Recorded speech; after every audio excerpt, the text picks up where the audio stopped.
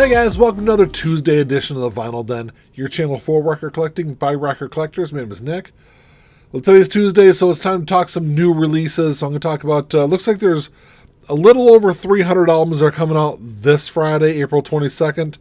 I got about 10 of them I'm going to talk about, though. If you haven't done so yet, make sure you click on that link down below. Go check out the Vinyl Den Facebook group. Just a cool place to continue the music conversation. There's another link down there for the Vinyl Den merch page where we get the Vinyl Den t-shirts and sweatshirts on there. There's a link for the Vinyl Den Apple Music and Spotify playlists where every week we're just compiling music we're talking about here on the channel, putting it together on a playlist for everyone to enjoy. And there's also a link for the Vinyl Den Patreon page. If you want to support the show, it's always greatly appreciated. And you can support the Vinyl Den for as little as $1 a month. Of course, if you enjoyed the episode, make sure you give me the old thumbs up. Hit that subscribe button down below. And make sure you hit that notification bell so you're notified every time we release new episodes. So I know I said in the intro there's a little over 300. Actually, it looks like there's almost about 350 titles coming out this Friday. I'm only going to talk about 10 of them, so if there's something on the list here that I don't talk about, make sure you drop me a comment down below. Let me know what I missed, because there always tends to be something. There's only a couple of sites I go on and check for new releases, but I tend to catch most of the big stuff that's coming out. The first one here, this is one that I didn't even know was being released. This is Bonnie Raitt, Just Like That. So this is, of course, Bonnie Raitt is a blues rock legend, but this is Bonnie's new album. It's going to run you about $24 online. I don't think I actually have any Bonnie Raitt in my collection, so it'd definitely be one that I'm going to stream. Bonnie Raitt's one of those artists who I'm probably good with getting like a greatest hits kind of collection, but like I said, I'll definitely stream her new album. The next one, this is Candlebox Happy Pills. Happy Pills, it was originally released in 1998. This was actually released or reissued, I think it was like late last year, maybe it was last fall that this was reissued. So I'm a little surprised to see it getting another reissue. It's from Music on Vinyl, so MOV does just absolutely great sounding represses. So it's a double LP. It's going to be kind of pricey though. It's going to run you about $47 online. So in stores, probably be a couple dollars more. So it's going to be around that $50 mark, which I think when this was released last year, I think it was like last fall. It might have been the early part of this year, but whatever. It was within the last 6 months that this has been reissued. I want to say it was about $10 cheaper when this was released last time, but I don't really remember the price off the top of my head. I know a couple people in the Facebook group bought it when it was reissued, but someone can drop me a comment down below and let me know. Maybe it was kind of in the mid 40s range. I thought it was a little cheaper than that, but I don't have a copy of Happy Pills, so I will grab a copy if I see it at the store this Friday. So as you guys know, I'm a big jazz fan, so I'm definitely looking forward to this next one. This is Charles Mingus 3 featuring Hampton Hawes and Danny Richmond. This is a Rhino Records release. This was originally released in 1957. And it actually includes an entire album, so it's a 2 LP release. A whole second album is all unreleased out tracks from these sessions, so that'd be really cool to pick up. I will say that it's going to be running you about $32 online, which isn't terrible. But I will say that if you're watching this video on the day this video comes out, today would have been Charles Mingus's 100th birthday. So I kind of expect to see a lot of Mingus stuff get reissued over this year, just to kind of take advantage of that 100th year anniversary or 100th year birthday. So definitely a cool one to check out. This next one, this is Derek and the Dominoes live at Fillmore East and Johnny Cash TV show 1970. This is going to run you about $30 online, so not terribly priced either. And this was recorded over 2 performances in October of 1970. So be really cool to check out. It's got some of the, of course, all the hits you would expect from Derek and the Dominoes. So, Derek and the Dominoes, just like that Bonnie Raitt I talked about earlier, they're one of those bands that I could probably just do a greatest hits collection. But I do kind of like some of that live stuff from the late 60s and early 70s, even though a lot of it's kind of hit or miss for me. So that'll definitely be another one that I'm going to stream. The next one is an album that I saw it on the release list, and I wasn't really going to talk about it because even though it is one of my favorite jazz albums, it's one that's been reissued a lot over the last couple of years. And this is Duke Ellington and John Coltrane. Just an absolutely fantastic album from two legends of music.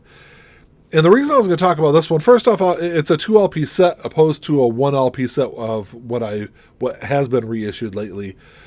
It's going to run you $33, and this actually has the mono and the stereo version of this album. So I have just the stereo version. I tend to not be somebody that really gets into mono versus stereo, but I don't know. It is one of my favorite jazz albums, so I probably will. It's like $33 online. So it's not terribly priced, considering what you're getting. I probably will grab a copy of that. This is a Wax Time release. I know the last one, I want to say it was an Impulse 60 release is I think what the last one, the most recent reissue was that came out on this one. So that definitely be a great one to grab. And then Elvis Presley, Elvis at Stax. Of course, I'm a big Elvis fan. I've been a big Elvis fan since I was a little kid, but I primarily stay in like the late 50s through like the end of the 60s for most of my Elvis albums, or at least a lot of the stuff I listen to from him. So this would be a little bit different of an album. This is a 2 LP on blue vinyl. It's an MOV release, so it's going to sound great. And it's limited to only 2,000 copies, so it's going to be kind of limited also. But this was, so in 1973, Elvis was looking for kind of a new sound, some new material, so he kind of created this almost kind of like a super group to back him. And so this is like a lot of I know when this was originally released, I know over like a 3 CD set. And since this thing's going to be kind of pricey, it's going to run you $47, but it's just 2 LPs. So I know it's not that whole 3 LP set. So I'm assuming this is like a greatest hits or like a truncated version of that 3 LP set. So that might be a pretty cool one to check out. I know there's a lot of people out there that love that early 70s period from Elvis, but it's one that I really need to check out more. So I know earlier this month I talked about the Hank Mobley Curtain Call Blue Note Tone Poet series release that was supposed to come out, and then it got backed up, of course, after I recorded the video. It announced that it got pushed back. So it's actually coming out this Friday. I love a lot of these Tone Poet series releases. Blue Note does a lot of great stuff. They're kind of pushing that dollar value, though, for me. I know when a lot of these came out, at least a lot of the Tone Poet series releases I was grabbing, a year or so back, they're running about $6 or $7 cheaper than what you're getting them now. This is going to run you $39. The Tone Poet series, they sound absolutely fantastic. Everything is all from the original master recordings. This was originally released in 1957. And it, like I said, Hank Mobley is one of those great jazz musicians that I've got a couple of his albums. And this is definitely one that I've heard a lot about this release. I've not actually listened to Curtain Call, though, so I'm definitely looking forward to that one. This next one, this is Spiritual Machines 2 from Our Lady Peace. Our Lady Peace, I know they had a lot of hits back in the probably mid to late 90s with their album Clumsy. Just an absolutely fantastic album. One of my favorite 90s albums.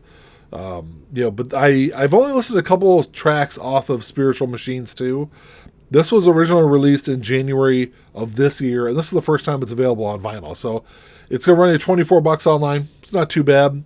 There are a couple of tracks off this album I really like, though, so I probably will grab that one. Our Lady Peace is one of those bands that I probably really need to dig into more of their catalogs. I've liked a lot of the stuff I've heard. And of course, probably the big album for this week. This is the reissue of Slipknot's debut album from 1999. I know a bunch of people have been looking forward to this. This is going to be on yellow or lemon vinyl, I think is what they call it. I know there was a European release that came out, I believe, last month. So I think this is just the US version that's being released now. And, the interesting thing is, it's kind of cool. It's only going to be $18 online, so that's not terribly priced at all, especially with the price you see vinyl at nowadays. And Slipknot's a pretty popular band, so I think they probably will sell just fine if they were $6 more. So it's really kind of cool to see them as cheap as they are online. And the interesting thing is, I was looking forward to with this release was to see what track listing was going to be, because if you guys don't know, when Slipknot's album originally came out in '99, it first came out with 2 tracks on it that had to be taken off because there was some copyright issues with it. So And none of those versions, neither of those songs made it onto any of the vinyl releases that came out that year. I think there was an unofficial release, that a bootleg that somebody made or released that had those two songs on it, but there was never any official releases. And then when the 10th anniversary album was released in 2009, one of those two songs made it back onto that album. So I was kind of interested. I'm kind of hoping to see maybe, because I know Purity, I think Purity was the track that got added back on.